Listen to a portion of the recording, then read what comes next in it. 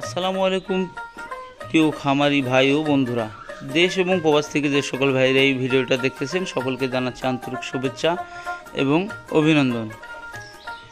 সাধারণত আজকে আমি আলোচনা করব আমি যে 14টি ফ্যাটেনিং গাভী বিক্রয় করলাম সে সম্পর্কে। বিক্রি করে কত লাভ হলো, কীরকম খরচ হলো, কী টাইপের গরু ছিল, সব সে সম্পর্কে কিন্তু আজকে আলোচনা করব বিস্তারিত এই ভিডিওটা অবশ্যই গুরুত্বপূর্ণ হতে যাচ্ছে। আশা করি সম্পূর্ণ ভিডিওটা মনোযোগ সহকারে শুনবেন। সাধারণত আমি কিন্তু গরু লালন পালন করে থাকি 90 থেকে 100 দিন, যেটা বড় হেভি ওয়েট গরু বা ডবল বডির গরু সেগুলো। আর স্থায়ী যে রাথি গরুগুলো আছে সেগুলো তো আপনারা জানেন, ওগুলো বাদেই।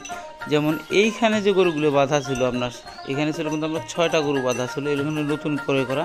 এখানে কিন্তু আপনার 6টা গরু বাঁধা ছিল, আর আমাদের 2 নম্বর শেডে ছিল 8টা। এই মোট 14টি গাভী আমি কিন্তু বিক্রি দিয়েছি। এর মধ্যে কিন্তু 4টে বলদ গরু ছিল ভিউয়ার্স। এটি আমি গড় হিসেবে 90 দিন কিন্তু পালন করেছি আর কি। 90 দিন পালন করে সর্বসাকুল্যে খরচ বাদ দিয়ে কিন্তু আমার 4,19,000 টাকা লাভ হয়েছে। অর্থাৎ পার গরুতে আপনার 28,900 সামথিং কিছু আর কি, 29,000 টাকার মতো লাভ হয়েছে পার পিস গরুতে।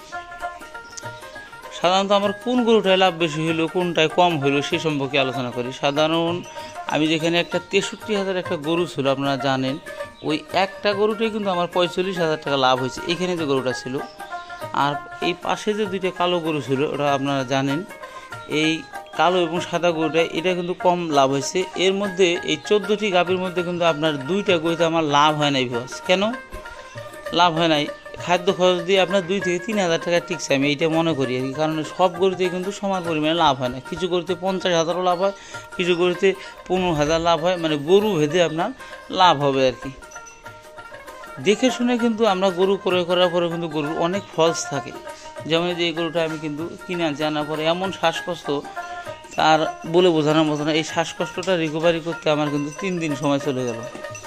এটা কিন্তু আমরা কুরবানি দিয়ে গেলে বিক্রি করব। বিষয়টা হচ্ছে,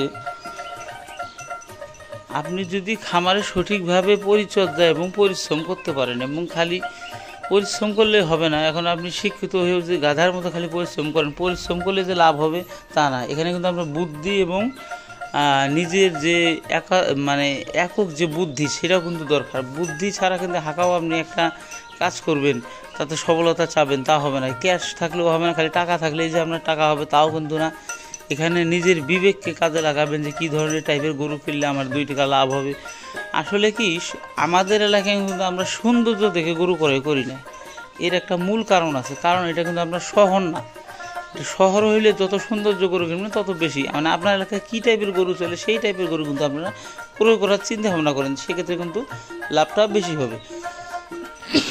মূলত আমি যে এবার যে ছোট গরুগুলো ক্রয় করছি, কারণ ডবল বডির গরু কিন্তু আমি বেশিরভাগ ক্রয় করে থাকি। এখন ভাইরা বলতে পারেন যে ভাই ছোট গরু কেন ক্রয় করলেন? ছোট গরুগুলো ক্রয় করার কারণ হচ্ছে, আমাদের এখানে কিন্তু মূল কৃষি হচ্ছে আপনার ভুট্টা এবং আপনার পাথর।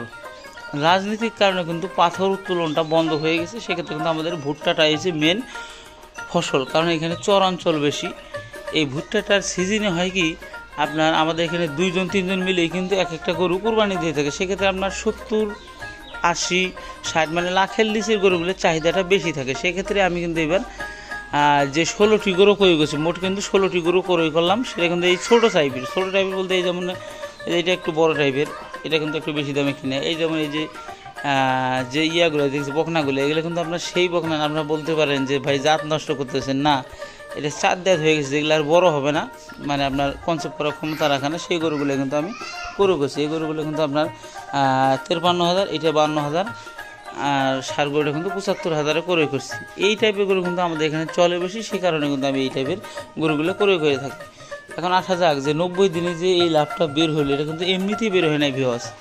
খুবই কঠোর পরিশ্রম, এর মধ্যে খাদ্য, বাসস্থান সবগুলো মিলেই কিন্তু আমরা এই লাভটা আছে। এখন কিছু ভাই বলতে পারেন ভাই এটা তো কোনোভাবে সম্ভব না, আমার লাভ হয় না। আর ভাই আপনারও লাভ হবে। আপনি কর্মচারী বিল যদি এখন 30,000 দেন, কর্মচারী যদি শুয়ে বসে থাকে খালি হাঁকাও, কোনো কাজ না করে, খামারের কোনো নিজস্বতা বলতে যায়, তাহলে আপনার কীভাবে ইনভেস্ট হবে? আপনি গরু খামার দিয়েছেন, বসে আসেন বিদেশ থেকে আপনি দেখতেছেন, কন্ট্রোল করতেছেন, তাই হবে? উনি 10 টাকার খাদ্য কিনে 12 টাকা বলতেও পারে, এমনটা কিন্তু হয়ে থাকে বিকজ। কাজেই আপনি যদি খামার করেন সেক্ষেত্রে কিন্তু নিজে পরিশ্রম করবেন এবং নিজস্ব যে মেধা সেটা কিন্তু আপনারা প্রয়োগ করবেন, সেক্ষেত্রে কিন্তু আল্লাহর রহম সফলতা আপনার নিশ্চিত। কাজেই সকলে ভালো থাকবেন এবং আমার যে পেজ এবং কৃষি চ্যানেল 24 এটা ফলো দিয়ে রাখবেন, সাবস্ক্রাইব করবেন, পাশে থাকবেন। ধন্যবাদ সকলকে। আসসালামু আলাইকুম।